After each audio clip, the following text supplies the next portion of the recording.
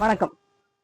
இந்த திமுக அரசு இஸ்லாமியர்களோட ஓட்டுக்காண்டிதான் திருப்பரங்குன்ற விஷயத்த கையில எடுத்திருக்காங்க. நம்ம முன்பே சொல்லியிருந்தோம். அதை நிரூபிக்கிற விதமா நேத்து மதுரையில இஸ்லாமிய சகோதரோட சந்தனக்கூடு நிகழ்வுக்கு கொடிமரங்களை ஏத்தி செல்ல காவல்துறை அனுமதியோட பாதுகாப்போட மேல கொடிமரத்தை திருவிழாவுக்காண்டி எடுத்துட்டு போறாங்க.